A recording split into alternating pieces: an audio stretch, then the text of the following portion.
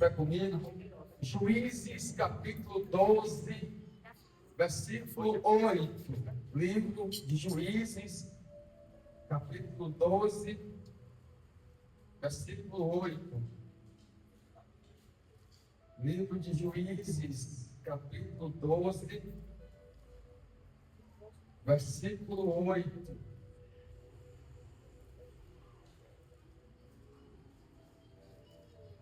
Glórias a Deus, quem for achando, vai dando glória. É porque você não espera, irmã da mídia, Anitta. Você não espera. Já calma, mulher. Deus é bom. Juízes capítulo 12, versículo 8. Depois dele, julgou a Israel Ibsã, de Belém. Tinha esse 30 filhos e 30 filhas. E estas casou fora. E de fora trouxe 30 mulheres para os seus filhos. Julgou a Israel 7 anos. Então faleceu Ibsã e foi sepultado em Belém. Amém? Feche os olhos, coloque a mão no seu coração. Nós estamos diante da palavra do Senhor e a palavra dele é viva, poderosa, eficaz. Ela fala, exorta, direciona, transforma, muda, revela, ela fortalece a nossa fé. Senhor, mais uma vez, eis aqui a tua palavra, e eis aqui a minha vida mais uma vez em teu altar, Senhor. Neste lugar onde a tua palavra é semente boa, lançada aos nossos corações. Eu quero te pedir, meu Deus, nessa noite, que o Senhor fale a cada um deste lugar. Que, ó Deus, a tua palavra, Deus, encontre morada, lugar, guarita, Senhor, na mente, no coração. Meu Deus, que a nossa mente seja a boa terra, que a nossa mente seja, meu Deus, a boa terra, que recebendo a boa semente, vai germinar e produzir para a glória de Deus. Fala conosco, Senhor, nos faz entender que nessa noite o Senhor marcou o encontro com cada um aqui neste lugar. E nós queremos sair daqui, Senhor, fortalecidos, edificados, alimentados, por causa do poder que há na tua palavra, Senhor. Fala com a igreja nesta noite, em nome do Senhor Jesus, e amém. Você pode aplaudir a Jesus?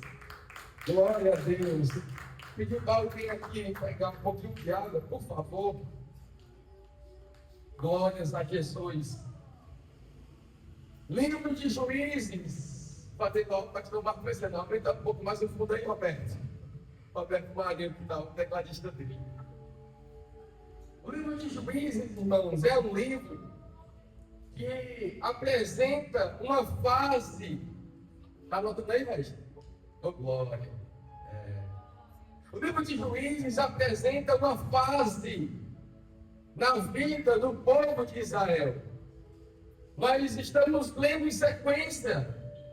E nós vimos que ali no Gênesis, da criação, toda aquela situação, os patriarcas, o Êxodo, o Levítico, o Número, o Deuteronômio, que é a caminhada do povo diante do Senhor no deserto. Nós vimos que Josué agora é aquele que vai suceder Moisés. Josué agora vai entrar na terra prometida, agora vai ser aquele que vai levar o povo a conquistar a terra. E aí quando Josué morre, você percebe que há um problema, e há um problema gigantesco, porque Josué não deixa sucessor no seu lugar. Josué é um grande líder, mas Josué não conseguiu deixar ninguém para substituir ele. E isso é um problema.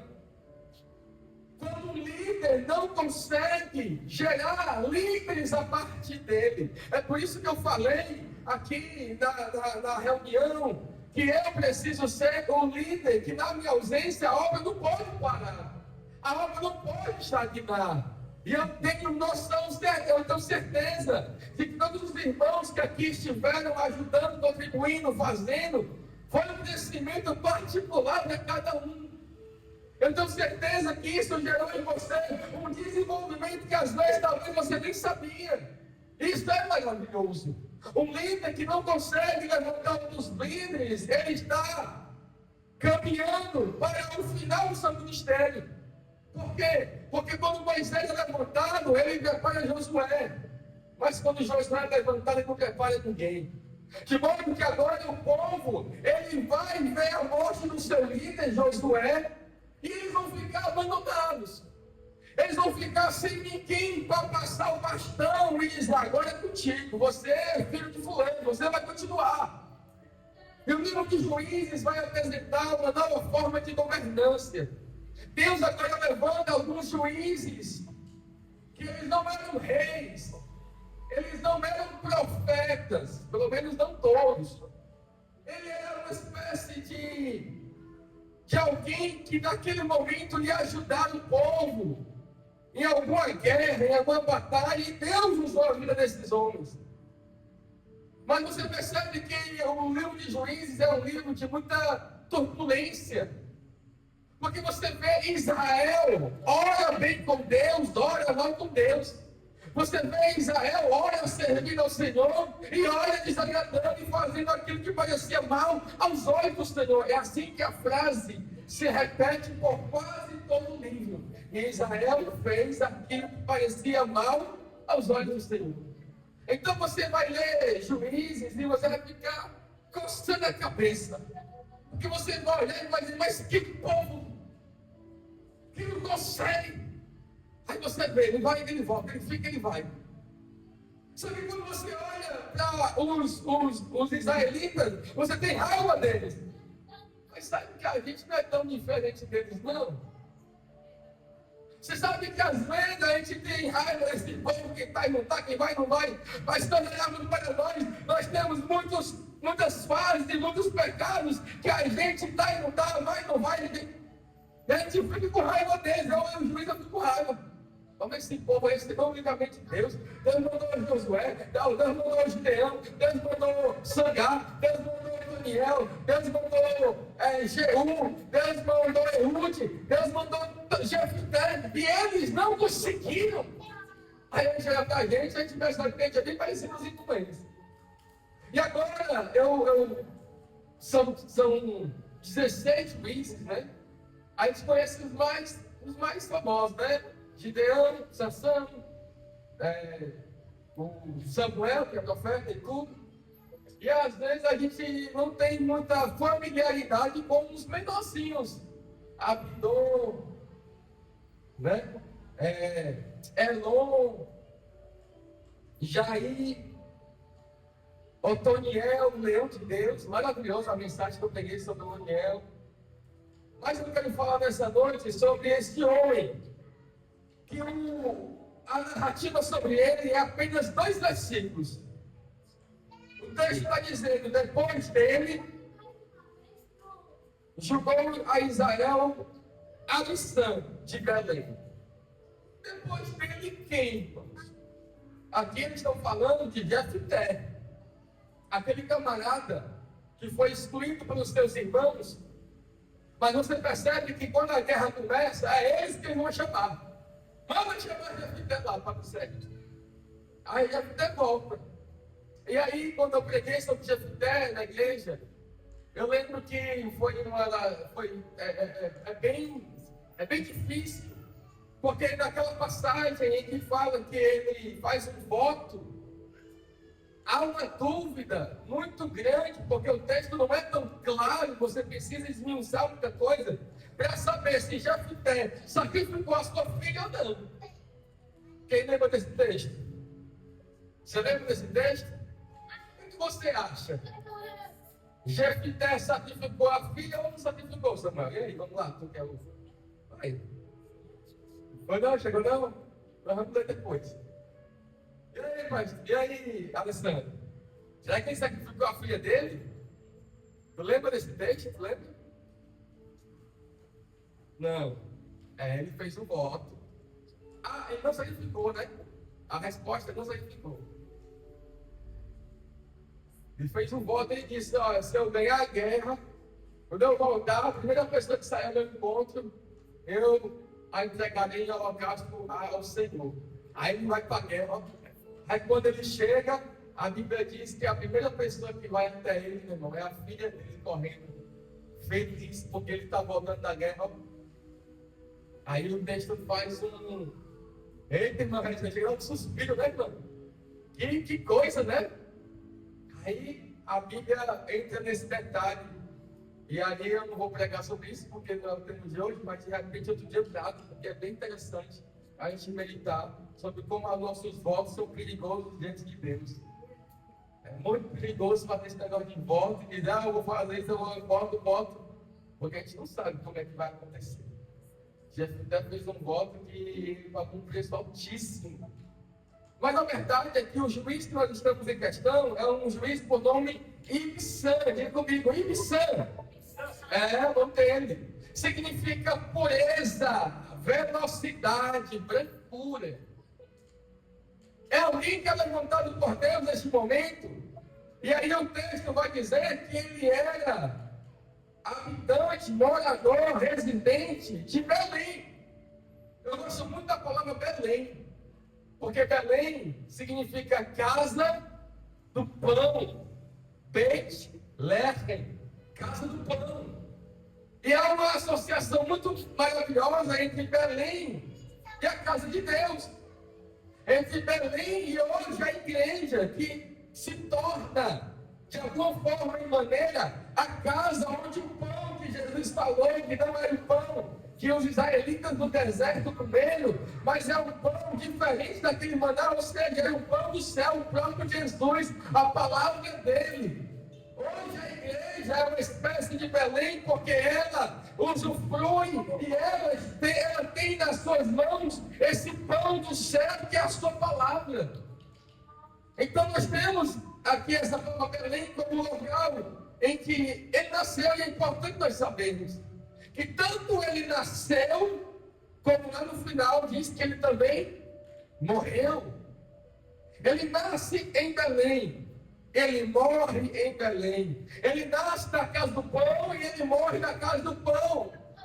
Isso aqui é uma aplicação muito simples também para você. Me faz entender que se eu estou na Belém de Deus, na casa do pão, é aqui que eu quero nascer, viver, e é aqui que eu quero terminar os meus dias. O meu prazer, Regis, é terminar os meus dias servindo, buscando, adorando o nome de Jesus. Eu cheguei em Belém, aqui eu quero permanecer até o último dia que o Senhor me permitiu. E eu quero que você também. Belém é um lugar maravilhoso. E aqui, irmãos, nós vamos entrar num assunto sobre pai, filho, que é muito difícil para nós. Mas eu queria dizer uma coisa antes. Existe um provérbio judaico que diz uma coisa. Escute bem. Quem planta tâmaras não vive para si mesmo. Alguém já tinha ouvido esse provérbio? Vamos repetir para você gravar, porque isso é importante. Repita comigo, diga: quem planta tâmaras não vive para si mesmo. Você sabe por que esse provérbio existe? Porque a tâmara, ela é uma árvore que, se você plantar ela hoje, ela só vai dar fruto daqui a 100 anos. É o tempo de frutificação dela. Se você plantar agora, pode plantar 2026. Lá para 2026 ela vai estar conseguindo dar alguma coisinha para alguém comer. Isso significa dizer que quem planta tâmara não planta para si, mas planta para a próxima geração. Forte. Significa que alguém que planta tâmaras, e em Israel há uma plantação de tâmaras milenar. Tâmara é uma fruta, é uma árvore que tem a sua importância. Significa que alguém que está plantando hoje, só seus netos virão colher. E por que os judeus plantam tâmaras? Porque a mentalidade deles é: eu vou plantar para os meus netos, porque o meu avô plantou para mim lá atrás. E esse provérbio, quando eu escutei ele, me chamou muita atenção. Porque às vezes nós achamos que vivemos para nós mesmos, quando na verdade nós não vivemos para nós mesmos. Nós vivemos para Cristo, mas a nossa passagem aqui na terra, a nossa o nosso serviço aqui na terra, ele tem uma validade. Porque se não tivesse, quando Jesus nos salvasse, ele não levava não. Pronto. Precisa de obra, precisa de projeto, não precisa de nada. Senão Jesus morreu, vai-se embora. Mas como Deus tem um projeto nas nossas vidas a realizar na terra, esse projeto me dá o entendimento de que o que eu faço agora, e o que eu plano agora, o que eu estou fazendo agora, vai atingir a vida de pessoas e até de outras gerações. De modo que eu não vivo para mim mesmo e nem somente para Deus. O que eu faço vira reflexo para o futuro. Quem planta tâmaras não vive para si mesmo. A pergunta que eu faço: o que os nossos netos vão colher das nossas plantações de hoje? O que os nossos netos irão colher daquilo que nós estamos plantando hoje? A tâmara que você planta hoje, daqui a 100 anos, seu neto, seu bisneto vai saber que ele está comendo e está bebendo algo que veio de você? Quem planta tâmaras não vive para si mesmo. Isso fala sobre não ser egoísta. Se nós vivemos só para nós mesmos, nós somos egoístas. Nós precisamos ter uma vida, como diz aquele livro, uma vida com propósito. E saber que outras pessoas vão se beneficiar do que o Senhor fez nos dias de hoje da nossa vida. O que Deus fez na minha vida vai repetir em uma geração que talvez eu nem tenha noção. Por isso, quando eu vejo alguns jovens da igreja, as crianças, não me alegro, porque eu vejo neles como aqueles que vão comer o nosso trabalho que nós estamos fazendo hoje. Eu vejo que daqui a 10, 15 anos, 20 anos, quem hoje era criança e menino vai ser adulto. E eles vão estar dando continuidade àquilo que nós, pela idade, não conseguimos mais fazer. Aqui o texto está dizendo que este homem, ele tinha 30 filhos e 30 filhas. Olha só. O texto deixa essa observação de destaque. Versículo 9. Tinha este 30 filhos e 30 filhas. Só que o texto continua dizendo: e estas casou fora. E de fora trouxe 30 mulheres para os seus filhos. Então você percebe que o texto está dando uma informação. Ele tinha 30 filhos e 30 filhas. E todos os 30, que 30 com 30 é 60, tudinho casou fora.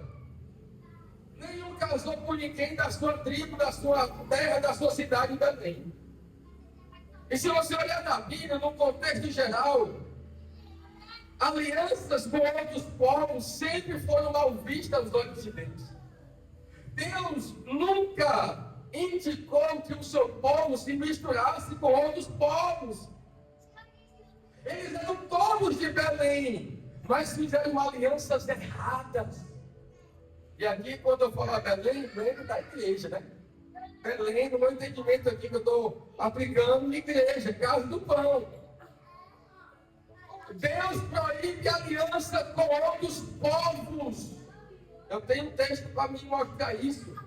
Êxodo, capítulo de número 23. Êxodo, capítulo 23. Versículo 31. Porém, os teus limites desde o mar vermelho até o mar dos filisteus, e desde o deserto até ao Eufrates, porque darei nas tuas mãos os moradores da terra, para que os lance de diante de ti. Não farás aliança nenhuma com eles, nem com os seus deuses. Eles não habitarão na tua terra, para que te não façam pecar contra mim, e servireis aos seus deuses. Isso te será uma cilada. Olha o texto falando. Então, Deus nunca viu o seu povo tendo aliança com outros povos como algo bom. A aliança com outros povos sempre foi algo que Deus condenou. Dois motivos. O primeiro, indução ao pecado. Todas as vezes que o povo se aliançava com outros povos, eles eram induzidos ao pecado, a se distanciar de Deus. E a igreja de Jesus aqui presente, nós, alguém que vai assistir aqui, nós precisamos saber com quem nós fazemos a nossa aliança. Nós precisamos saber quem são aqueles com qual nós iremos dar as mãos, fechar pacto e dizer: eu estou contigo e tu está comigo. O povo de Deus, ele é exclusivo, não é para estar misturado com os outros povos. A separação que Deus deixa clara na palavra é que o seu povo era dele. Por isso, irmão, Jesus quer alcançar a todos, mas nem todos são povo seu. Por isso, no evangelismo, quando a gente diz alguém, todo mundo é filho de Deus, não rebata, não. Se você não aceitar Jesus Cristo, se você não entregar sua vida a Ele, permanecer como filho, você não é filho, você é criatura. Você foi criado, mas você não foi filiado. A filiação de alguém para ter Deus como Pai é um passaporte chamado Jesus. É Ele que me garante acesso ao Pai. Caso contrário, não tem ninguém bom, não tem ninguém legal, não tem ninguém gente boa.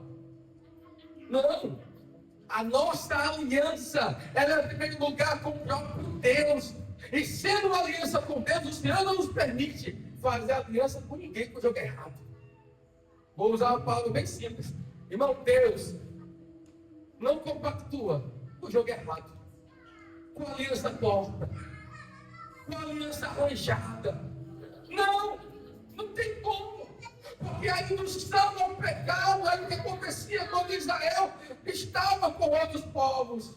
Eles implantavam os seus erros. O que era o erro que Deus mais combatia? Era a idolatria. A idolatria era aquilo que o povo tinha como pecado maior. E todas as vezes que Israel se juntava com outros povos, eles também se juntavam com seus deuses. E é muito interessante porque a minha tradução chama esse negócio de cilada. A aliança com eles, Deus chama de cilada. Ei, irmão, você é servo de Deus, é servo de Deus. Quando alguém quiser fazer aliança contigo, você tem que ter cuidado. Porque se não vem do Senhor, é cilada. E o que é uma cilada? Se não pode para derrubar alguém? É cilada. Nós somos servos do Senhor e precisamos entender com quem fazemos aliança. Se temos aliança com Deus, precisamos ter cuidado com as nossas alianças terrenas. Porque aliança com pessoas que não têm aliança com Deus é igual eu falo. Não escute ninguém que não escuta Deus. Não escute. No momento que eu ou qualquer pregador subir no altar e querer falar de qualquer outra coisa que não seja a palavra, não escute. Se eu conseguir passar uma hora aqui contando história de seja quem for, irmão, não escute. Não escute. Sente para escutar quando o assunto é a palavra. Aí, meu irmão, pode ser até uma criança.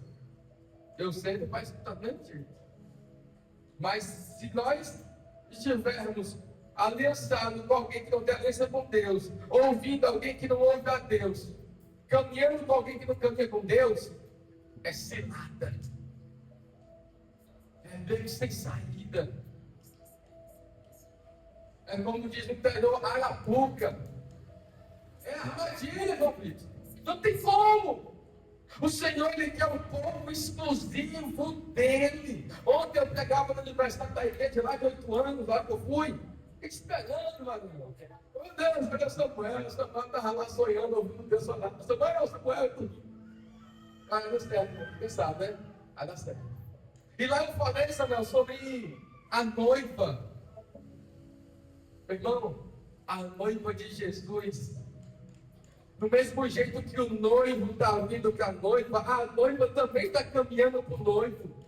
Às vezes a gente fala, o noivo está chegando, o noivo está vindo. Aí a gente pensa que a gente fica deitado na rede, braço cruzado, esperando ele buscar a gente de braço, pegar no cavalo, tá do braço.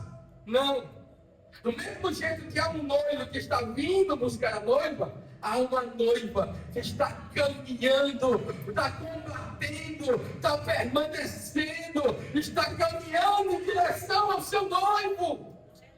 Por isso nós não podemos ter outras alianças, porque as nossas alianças erradas corrompem a nossa caminhada. As nossas alianças erradas corrompem a nossa fé. As nossas alianças erradas corrompem a nossa fidelidade a Deus. Mas eu estou pregando, como eu preguei ontem lá no Pastor Michael, e eu prego hoje, irmão, para um povo, para uma igreja que está alicerçada com Jeová, uma igreja que está alicerçada com o Todo-Poderoso, uma igreja que está com essa palavra, e está entendendo que você é propriedade particular e exclusiva dele. Glória a Deus. A aliança é com ele. Alianças erradas geram prejuízos. Eu tenho um texto para isso, vamos lá, 2 Crônicas, capítulo 20. 2 Crônicas. Meu Deus, a minha. Como é que fica lá escrevendo tudo que o outro fala? Escrivã. Está dormindo. Esse cara estava mandando ali os textos, está dormindo, meu Deus. Ô Senhor.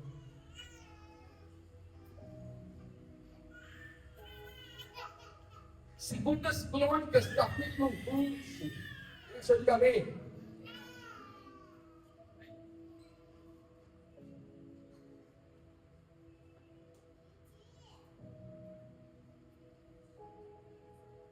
Versículo 35. Versículo 35.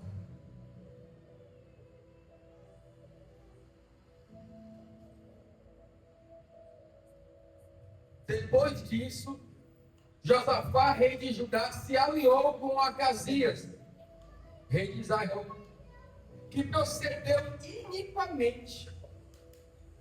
Aliou-se com ele para fazer navios que fossem a Tarso, e fizeram os navios em Ezion-Geber.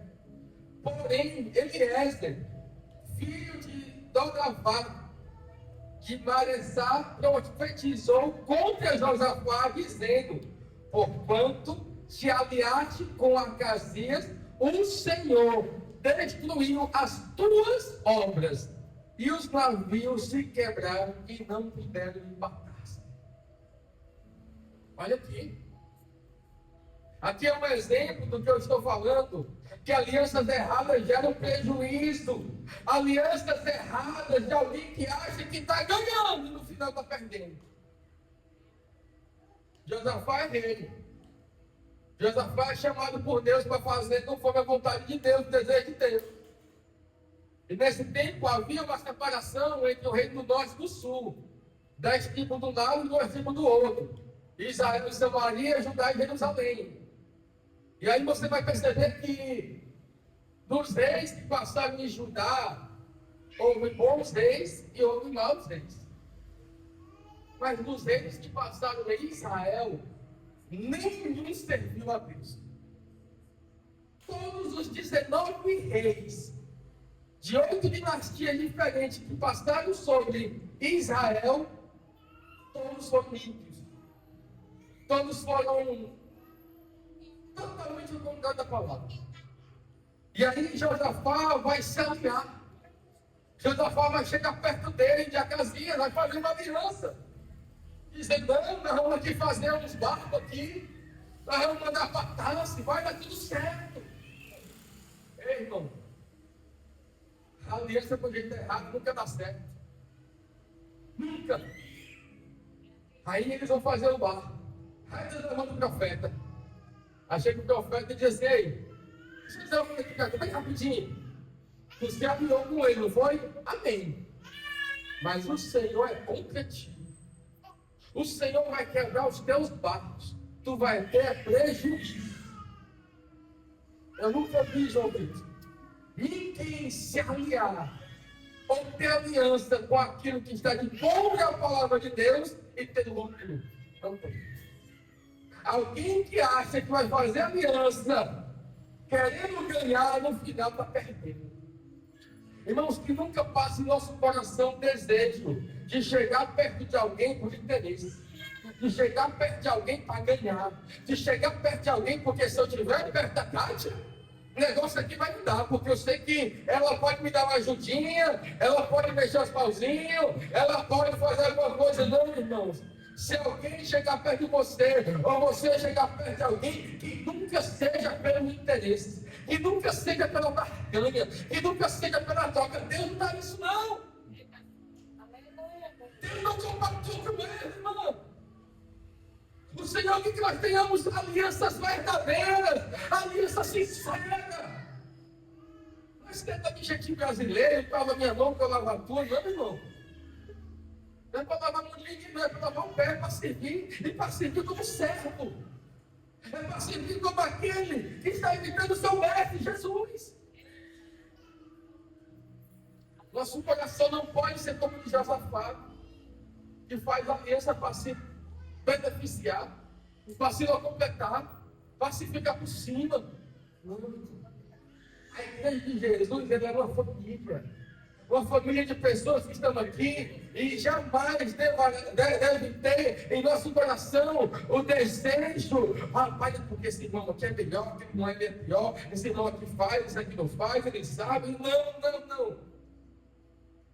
Por isso que eu falei, irmão. Por isso que foi bom me ausentar esses 10 dias. Porque nem do pastor você deve ser dependente. Porque se o pastor for quanto hoje, eu vou estar lá. Se ele não for, eu também não vou, porque eu queria escutar ele. Eu não queria escutar o cara pregando. Vai pregar, fica lá. É lugar. Sonho. Não, porque se não for a Tamis cantando, não dá certo não. Tem que ser a casa, tem que ser a isso. Não. Quem acha que está ganhando só está perdendo. Quem acha que está subindo está descendo. Quem acha que tem benefício só tem perca. O texto está dizendo que alianças erradas elas geram prejuízo em nossas vidas. Por que Deus nunca permitiu as alianças com outros povos? Porque as alianças, irmãos, ela tem um vínculo muito sentimental. Eu tenho um texto para isso também. Gênesis 16. Sabe comigo Gênesis 16? Gênesis 16.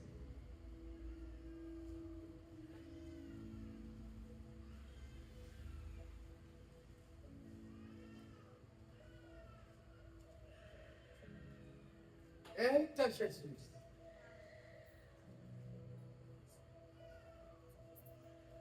Gênesis 16, 5.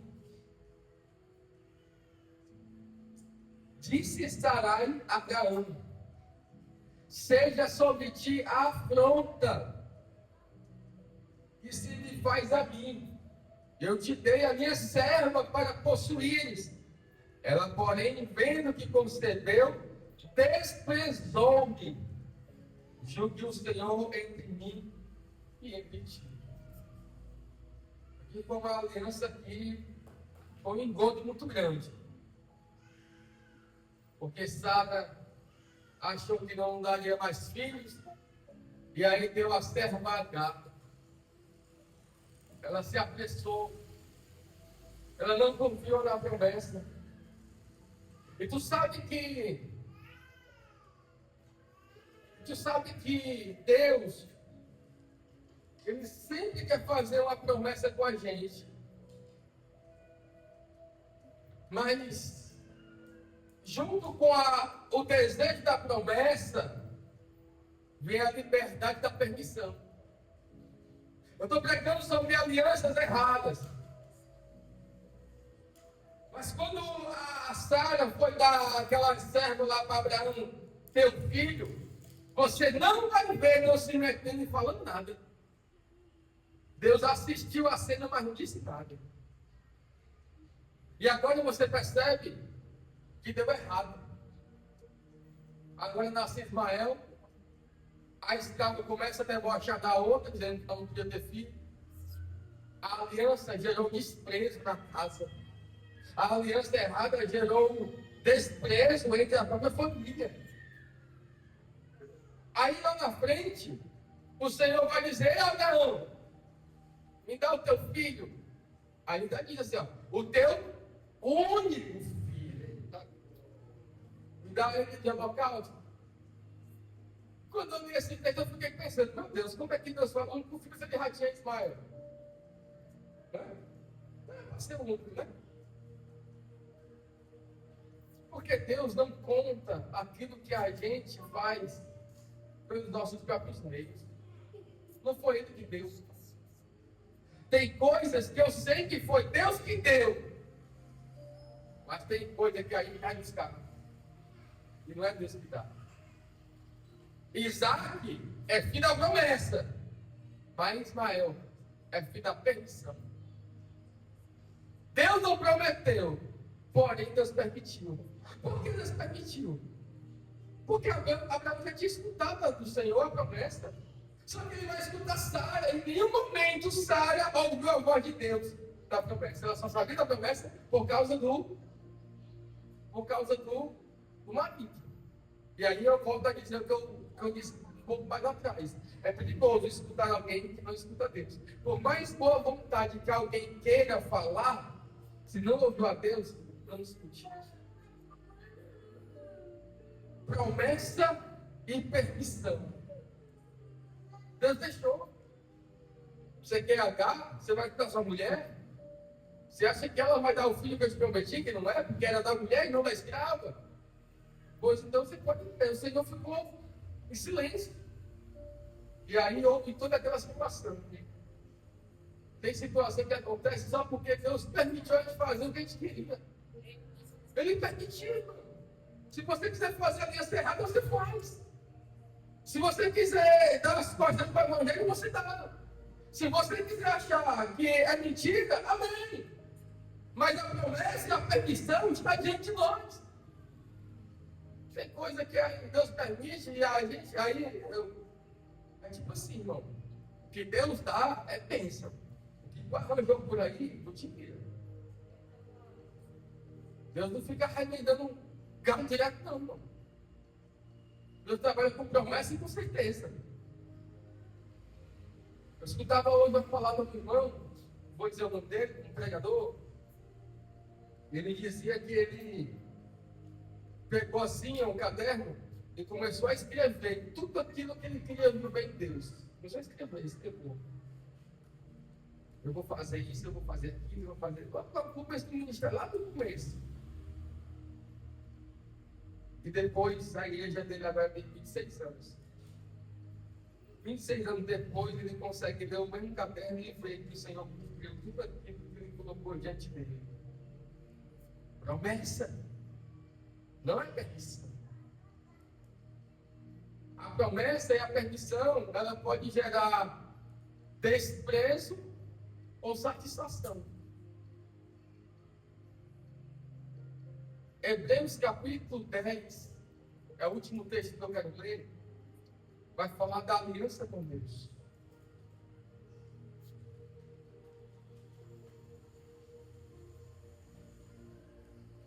Hebreus capítulo 10 vai dizer no versículo 12: Jesus, porém, tendo oferecido para sempre um único sacrifício pelos pecados, assentou-se à destra de Deus. Versículo 16: esta é a aliança que farei com eles, pois daqueles dias, diz o Senhor, porei no seu coração as minhas leis e sobre a sua mente as escreverei. Acrescenta: também de nenhum modo me lembrarei dos seus pecados e das suas iniquidades para sempre. Ora, onde a remissão, desde já não há oferta mais pelo pecado. De todas as alianças que você pode fazer,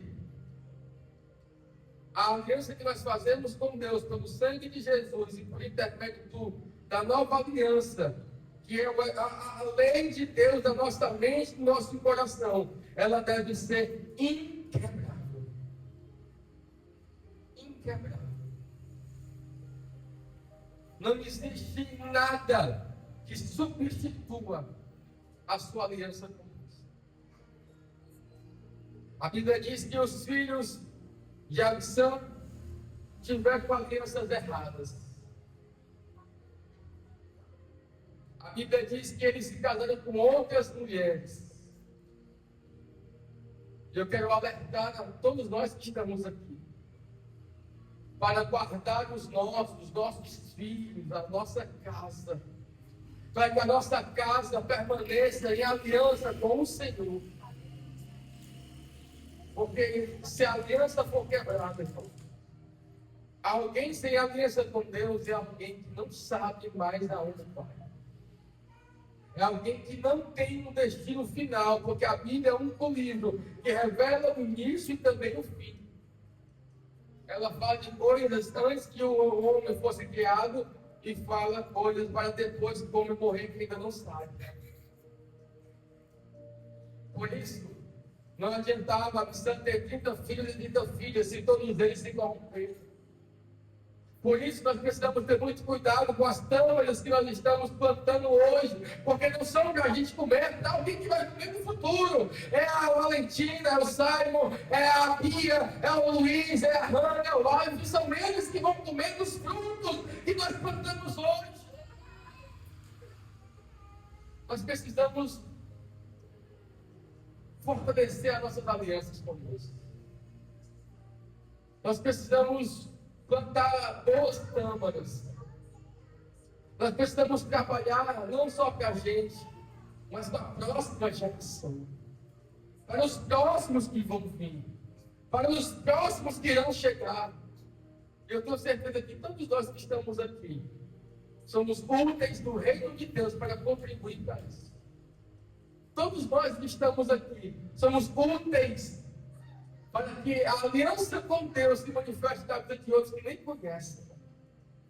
Mas para que isso aconteça, a nossa aliança precisa estar fortalecida. Eu preciso fortalecer a minha aliança com Deus. Eu não tenho dúvida da carência que eu tenho da palavra e da presença e do amor de Deus.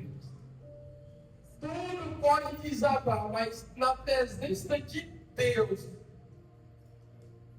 é algo diferente. Por isso, eu convido você a ficar de pé nessa noite. Eu quero fazer um momento de oração conosco aqui neste lugar. Eu quero que você se coloque em oração, pedindo a sua renovação de aliança.